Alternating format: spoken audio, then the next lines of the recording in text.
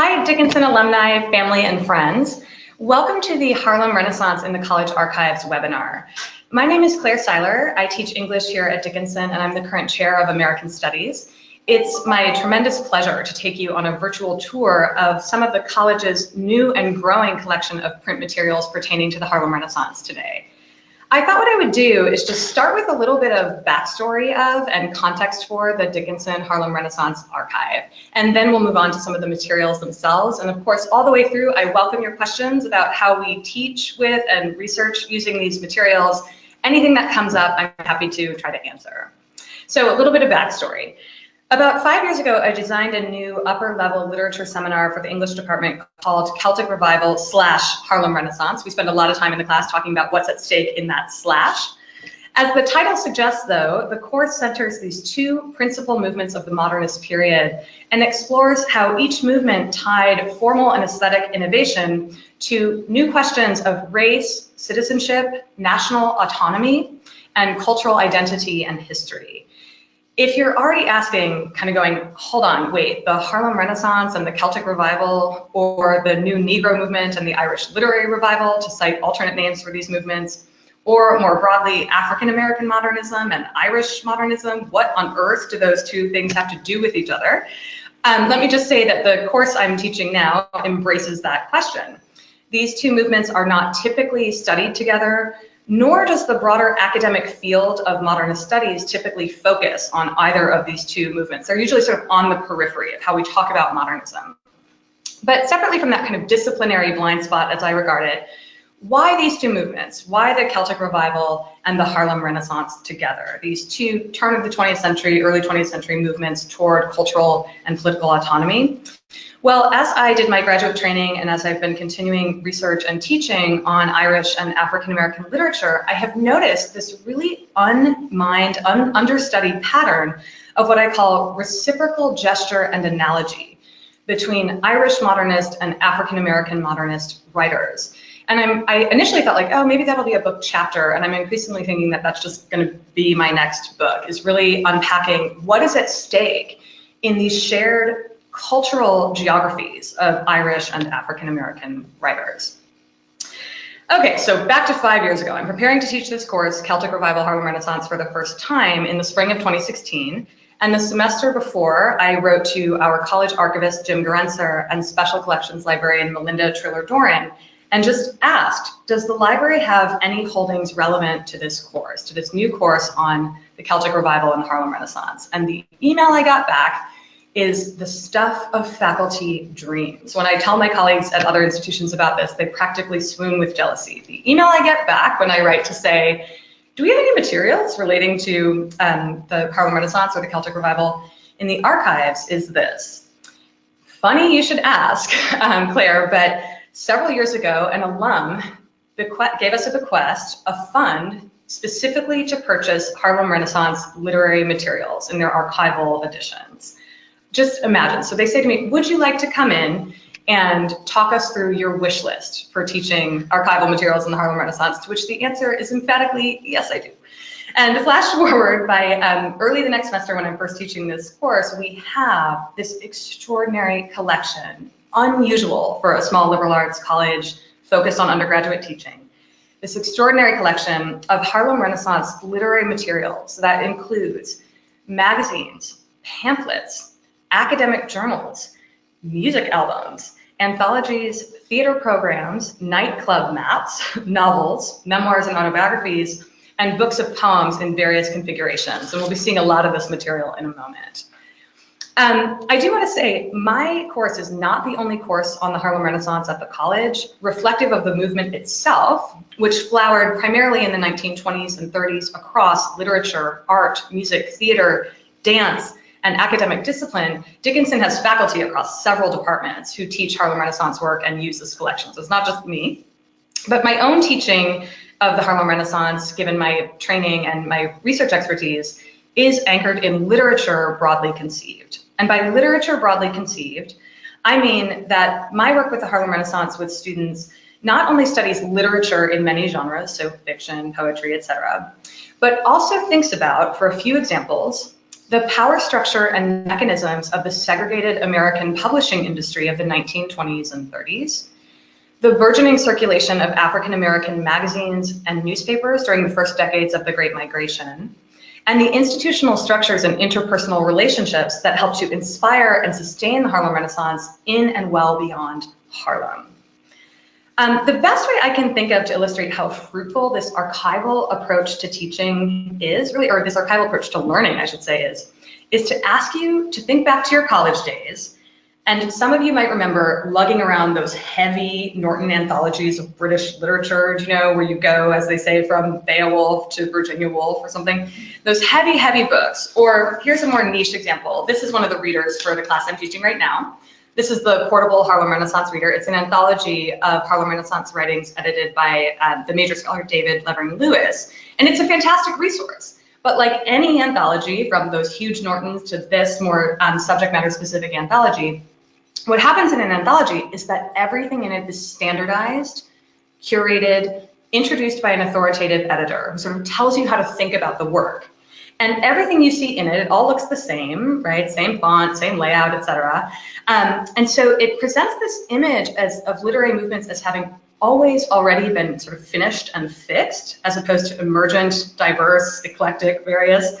And it also suggests that all of these texts were always already recognized as important and worthy of preservation and study. And in fact, what we'll see as we go through the materials today is that you find tremendous African-American advocacy of self-expression and creative expression in this period that relied on new African-American institutions and mentorship networks. Okay, so with those sort of institutional and pedagogical frames in mind, let's turn to the main event, the college's growing holdings in Harlem Renaissance-related print materials. To teach the Harlem Renaissance, you have to talk about what I call enabling conditions, that is, historical and social conditions that help to foster and galvanize the Harlem Renaissance. I don't mean this list is at all comprehensive, but that list of enabling historical conditions includes the abandonment and failure of Reconstruction, the scourge of lynching, the First World War, the Red Summer of 1919, and bound up with all of those massive conditions, of course, the Great Migration of African Americans out of the South and into American northern urban and industrial centers.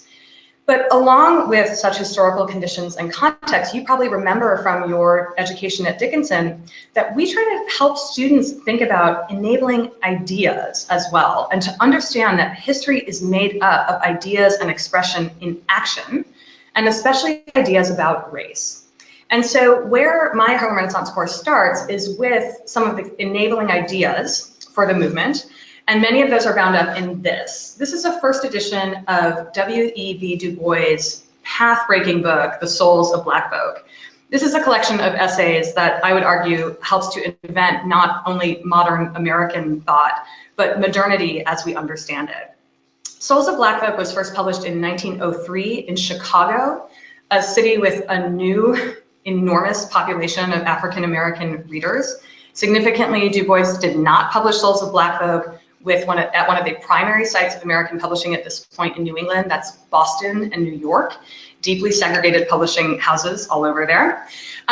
Du Bois had published most of the essays in the Souls of Black Folk between 1899 and 1902 in such outlets as the Philadelphia Negro, then collects them into the Souls of Black Folk, which our students are reading in several classes at Dickinson.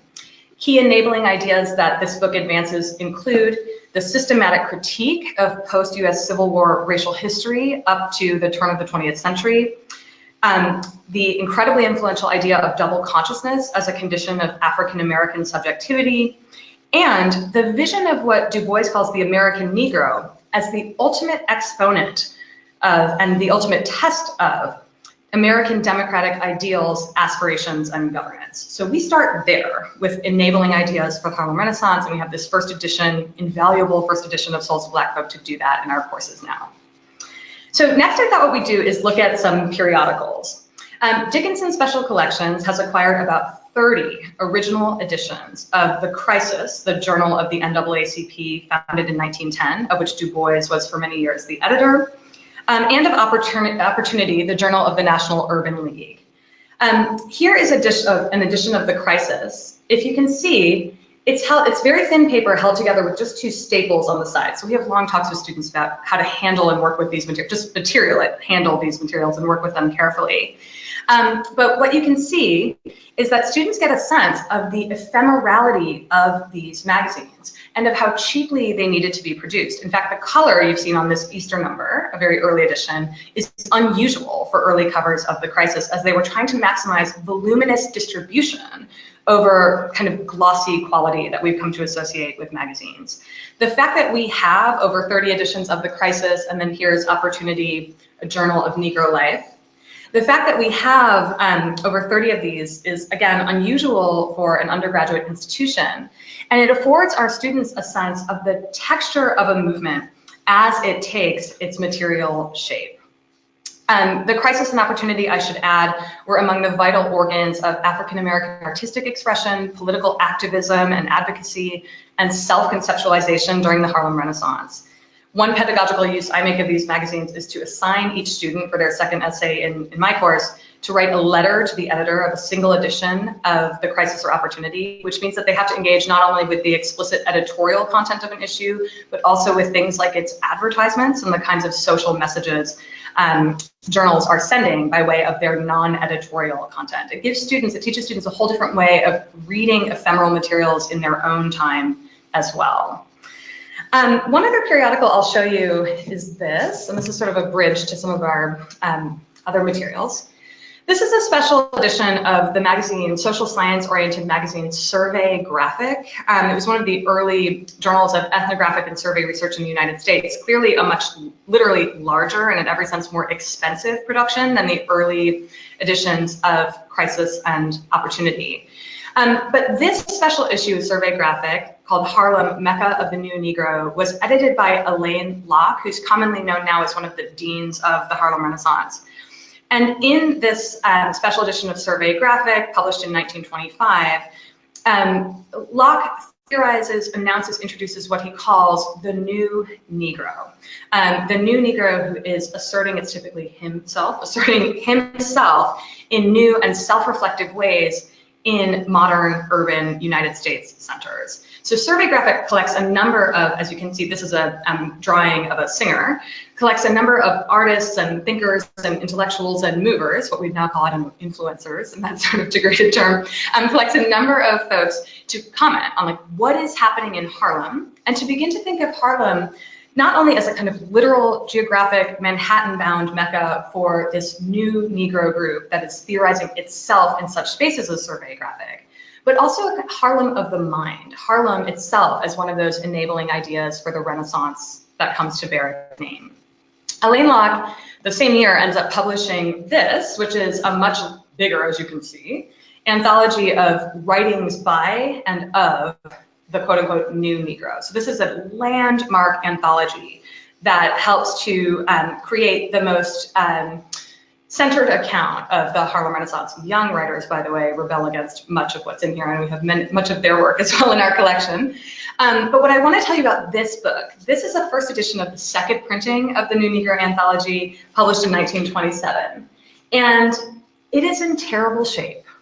And the reason why is that this first edition of the second 1927 printing of this landmark anthology of the quote-unquote New Negro Renaissance.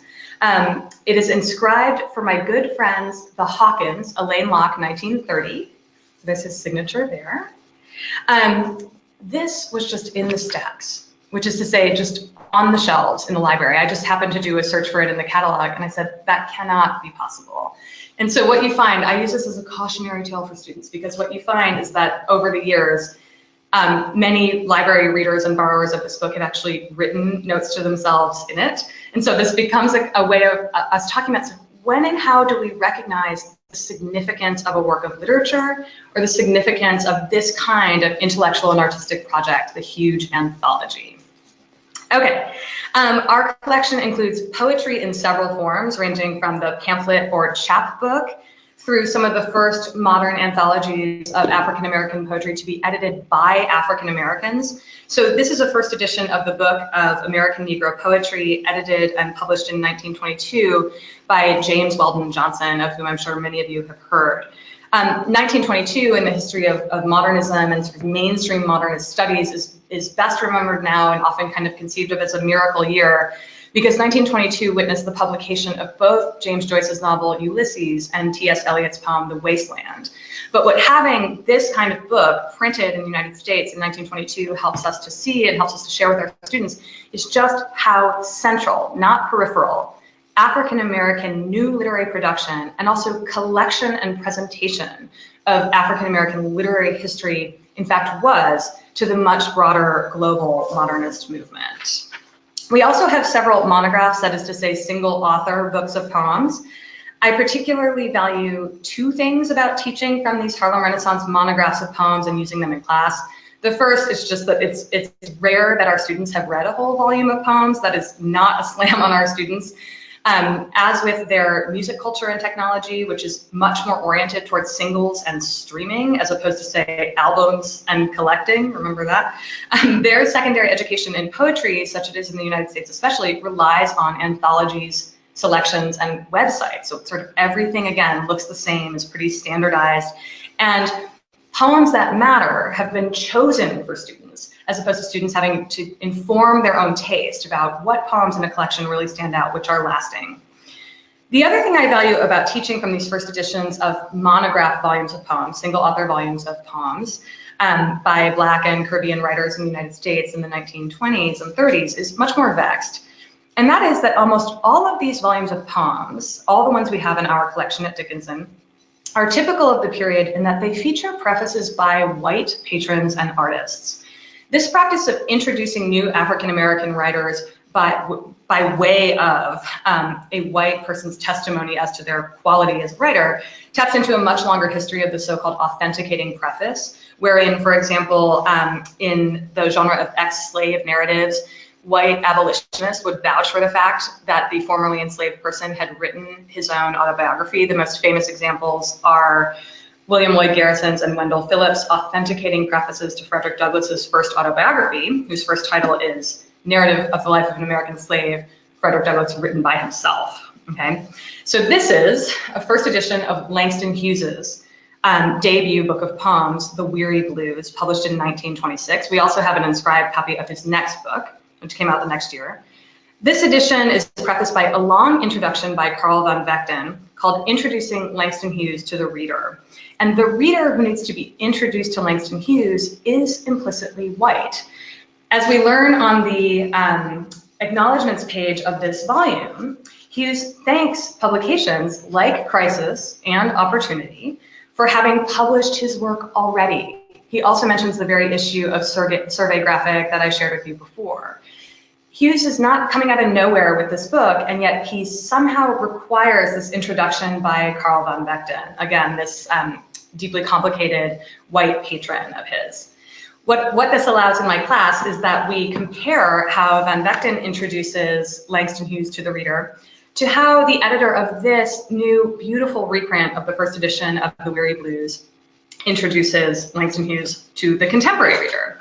The editor of this edition is Kevin Young, a contemporary African-American poet who is, among other things, the poetry editor of The New Yorker and the director of the New York Public Library's Schomburg Center for Research in Black Culture. Young introduces Hughes in an entirely different way from how van Vechten rather condescendingly presents this brilliant young poet to a new reading public. Okay, last kind of cluster of things I'll show you are just novels, of course. We have several by writers including Claude McKay, Zora Neale Hurston, Wallace Thurman, Nella Larson, Rudolph Fisher, the list goes on and on. One of my favorites in this collection is this first edition of Jessie Redmond Fawcett's great Philadelphia novel, There Is Confusion, published in 1924. Fawcett, incidentally, was for many years the literary editor of The Crisis, and so was one of the kind of agents who got folks like Hughes into The Crisis. What I love about this edition in particular, and what sort of blows students' minds, is like, look, we think that novels are these perfect, fixed things, you know, and some genius just sits down and writes them. And then here what we've got is in this first edition, on the acknowledgements page, where Fawcett thanks her sister, whose persistent faith has made me ashamed to falter. This is a woman's shared project.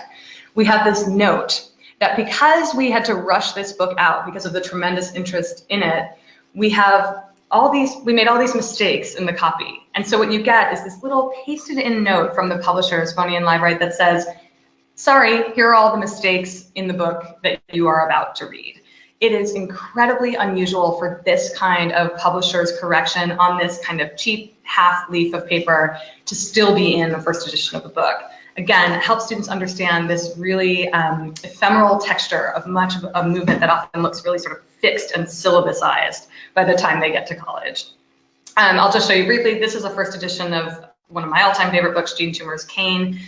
We do, in fact, in my class, partly judge a book by its cover in that we comment on the modernist stylization of an implicitly Southern, rural, pastoral landscape here, and begin to think about, like, how does the design of the book itself, in 1923 when this was published, what does it herald? How does it help us to think about what we're going to see when we read the book itself? I'll conclude just with one final and distinctly Dickinson element of our archival holdings in Harlem Renaissance material, and those are the Esther Popol Shaw papers. I'm sure you've heard the name Esther Popol Shaw. She's the first known African-American woman graduate of Dickinson College. She graduated 100 years ago this year, Phi Beta Kappa. She excelled academically. She graduates in 1919, and while she was here from 1915 to 19, like the few Black male students at Dickinson, she was not allowed to live on campus while she studied here. After she graduated, she tried continuously throughout her life to improve Dickinson vis-a-vis racial justice and its treatment of students of color, its reading of thinkers and artists and makers of color. And she even tried as an alumna to educate the chairman of the Board of Trustees when in 1945, her own daughter was admitted to Dickinson but denied the right to live on campus. Her daughter chose to go to Howard instead. Popol Shaw had an incredible career as an educator, a civil rights activist, and a Harlem Renaissance poet and writer. As her great-granddaughter, Tara Delprat Everson, who graduated from Dickinson 2 years ago, loves to say, Esther Popol Shaw didn't know Langston Hughes knew Esther Popol. The college, and specifically Special Collections librarian Melinda Triller Doran, have worked diligently to acquire as many Esther Popol Shaw papers as we can. So our holdings now include unpublished materials such as an early diary and Popol Shaw's letters to college administrators and trustees, as well as published materials including poetry, memoir, and education reform writing. But perhaps Popol Shaw's best known poem is called Flag Salute. It was published originally in the crisis in the late 1930s, and then, here's another first edition, on the cover of the crisis in November 1940. Flag Salute is an absolutely staggering poem. It's an anti-lynching poem that intersperses the Pledge of Allegiance, which every school child is reciting in schools in America every morning, and pledge allegiance to the flag. It intersperses that conventional recitative pledge with the absolutely horrifying details of a particular lynching in Maryland. And so it asks you to confront, what are our national oaths and creeds, in fact, literally on the page here, italicizing themselves over? What are they allowing us not to see, not to acknowledge? To what are we really pledging allegiance? This is one of the only times in its entire history that the crisis ever put a poem entirely on its cover. And it's our own Esther Popol who lands there.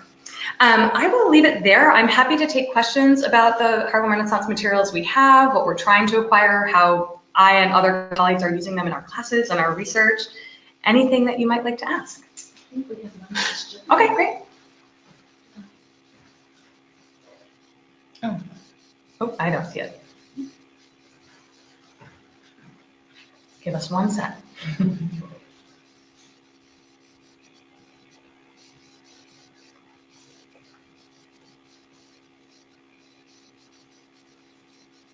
So Claire, the first question is, says, what a great collection. In terms of enabling ideas for the Harlem Renaissance, do you deal with more problematic ideas, such as Charlotte Mason's idea of African primatism and her adoption of Black writers, such as Langston Hughes, as children? Yes, absolutely. So we look at emergent categories of the period, and I have to say, we do the same with the Irish example, and think about sort of, this is going to sound quite too dichotomous, okay? But we think about what we might call positive and negative recuperations of ideas about discrete or supposedly discrete or distinct races.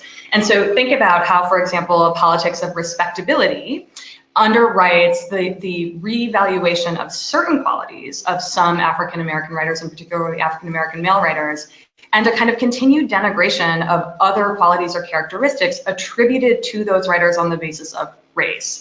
So I'm offering a kind of broad answer to suggest absolutely, and in fact, we talk about the idea of the new Negro itself and of the talented tenth, for example, as deeply problematic ideas, and think through the histories and origins of those many terms. One of the projects in the course is for students to do a keywords assignment where they show us the origin, the various inflections of, and then the strategic uses to which writers, scholars, thinkers, editors ended up putting both organic and external ideas about African-American and Irish writers in their writings of this period. I hope that at least that gets at the kind of bigger picture of that question, which I very much appreciate. We spend a lot of time, I should add, just I think implicit in that question, we spend a lot of time in this course on the historical exclusion of women. And not only women writers, but of women's literary work that's sort of coded as secondary or less important. So things like, for example, the work of editing and mentoring writers, which gets sort of shunted to the side as somehow secondary to the development and the more progressive aspects of both the Celtic Revival and the Harlem Renaissance. Any other questions? No more questions. Okay, well, thank you all so much for joining me on this tour. I would welcome any more questions, general or specific. I'm happy to share course materials with you, of course. My email is Seiler, S-E-I-L-E-R-C-L @dickinson.edu. And I also just encourage you to come visit and take a look at these materials yourself, or I would love to meet you here and walk through some of them with you. Thanks for joining me.